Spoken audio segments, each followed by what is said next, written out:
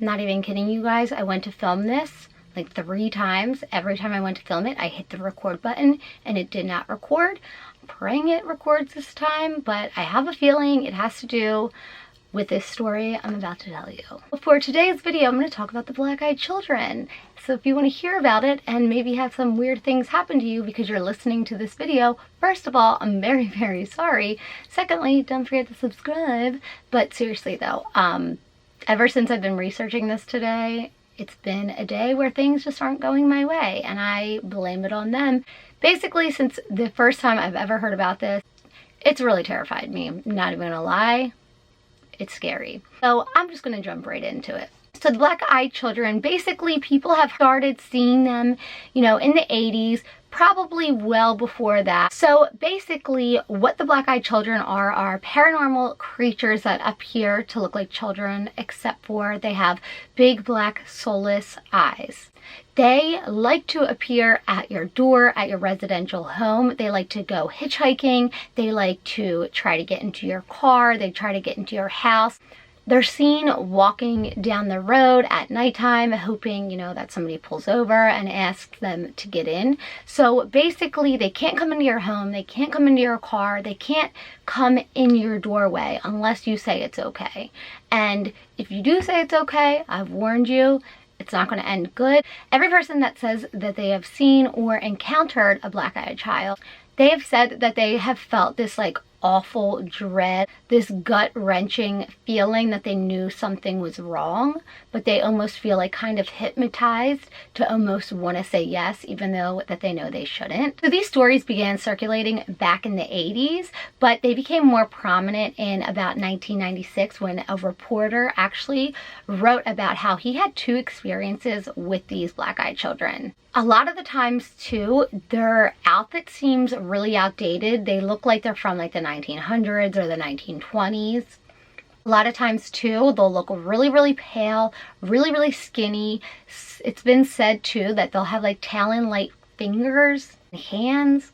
A lot of people believe them to be some sort of demonic like entity, and they say too that it could be the devil actually like trying to get into your home, and once they do, it's like they're entering your life, and once he enters, he doesn't leave, and a lot of bad things happen. I'm actually going to read you some stories that people have claimed have happened to them. A Texas reporter named Brian Bethel, he was the first one to really make headlines about these children and like really start getting the word out there about them when he encountered them. He said that he encountered 2 children in Abilene, Texas with pale skin and black eyes.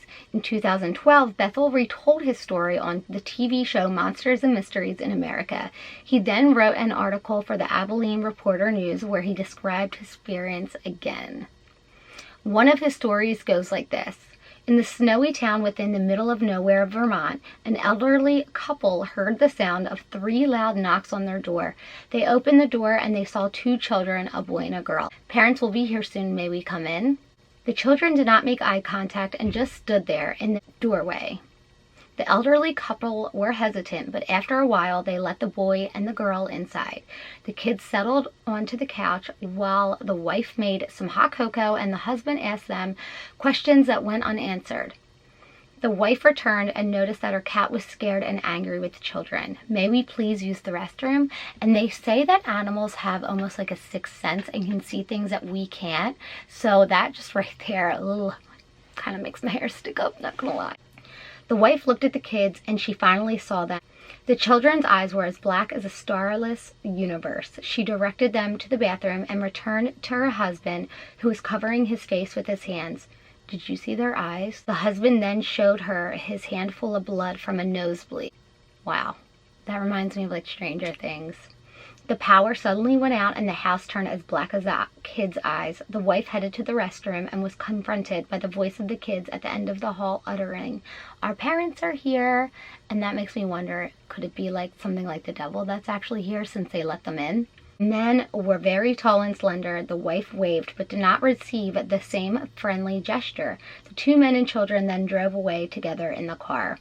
The power came on, and a little later, after the kids left, Throughout the next week, weird things would happen in the house. 3 or 4 cats went missing, and then the 4th had been found dead in the pool of its blood. The husband continued to have nosebleeds and finally went to the doctor, where he was diagnosed with very aggressive skin cancer. Now, here's the thing. Don't try to let them in at all. Don't let people try to peek out the window and get a look at them. It's said that they'll revisit and they'll start banging on the door and they'll start looking for the people that they saw, even if you didn't look at them. Also, come for people who specifically know about them. Don't love that. So I wanted to read this story to you. It was actually posted not too long ago, and the person who claims to have seen them are from Delaware, and I'm from Delaware, so I thought it would be a good one to read because it's kind of close to home. Don't know how I feel about that, actually. Maybe this is a terrible idea. Not too sure. I'm an 18-year-old college student from Delaware. A few weeks ago, I'd say around August 2nd, I was sitting in my car in my driveway listening to music. It was around midnight, and I live in kind of the middle of nowhere. I was also very high. While I'm sitting in my car with my eyes closed, I start getting this feeling that I'm being watched. I look to my right and I see a figure staring through my car window. It then darts away and then comes back to my window extraordinarily fast. Looked to be around 5'4"-ish, Caucasian. The figure was wearing a hood. I got a really minuscule glimpse of its eyes, and I'm 75% sure that they were completely black eyes. I know driving under the influence is bad, and I would have never done it if I thought there was another option. What else was I gonna do? Without hesitation, I threw my car in reverse and stepped on the gas. I heard bumping and banging against the right side of my car, and I could have sworn I felt bumping under my tires and stuff. I 100% thought I ran over someone in my driveway. I went to my friend's house, which was about 2 minutes away from mine, and I waited an hour in their driveway. After I drove back to my house, there was nobody there, nothing on the ground, no signs of anything that had just happened. Anytime I tell my friends that they think I was overreacting, hallucinating or something, but I know what happened that night. The feeling and the sounds and the bumping and banging against my car windows and doors and bumps under my tires. I remember this all too well to be fake.